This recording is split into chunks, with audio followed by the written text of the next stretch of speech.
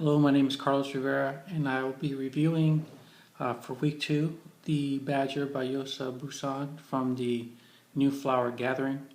Yosa Busan was unique in that he was born as a peasant, and this provided for a unique perspective, a different perspective that was much respected.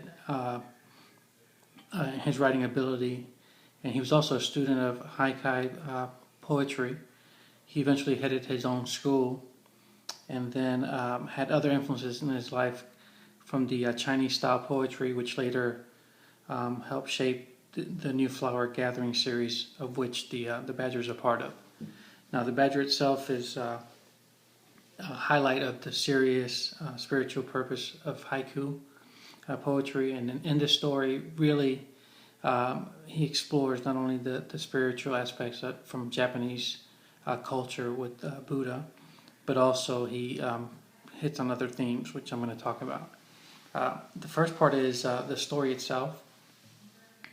It's about a person named Joe of Yuki, and after acquiring a second house, he decides to hire an older man to take care of the house. The older man grows somewhat bored, and after doing much cleaning and doing different things, he even finds himself at one point meditating and actually praying to Buddha.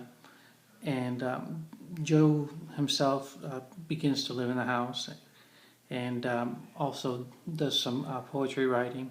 One night when he falls asleep, or when he's about to fall asleep, he starts hearing some noises outside his room, so he's awakened by it. Goes outside, doesn't find anything, so then waits a little while. He actually gets with the old man and says, "Hey, this is what's happening."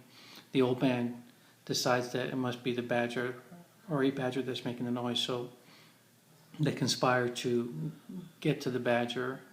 If they hear the noise again, they'll pretend to fall asleep. If they hear the noise again, they'll both come out and they'll capture the badger. Well, this happened for several nights, and every time they would go out, they would find nothing, until one day Joe had enough, and he decided that he wasn't going to sleep in the house anymore. Just as he's finding this out, or making this decision, he finds out that the badger has been killed, and that he's given the reassurance that he can sleep in the house because the badger won't be making the noise. So after a few days of this, sure enough, he's able to sleep. The badger's dead, and so he starts to feel bad about it. He actually feels like maybe there was a connection or karma between him and the badger. So he enlists. He actually pays money for the priest to help with helping the badger to basically become Buddha. So he gets this chance, and he starts doing the chants, and then eventually he figures out that that the badger is now moving on to being a Buddha, which in Japanese culture, that was much of what their belief system was.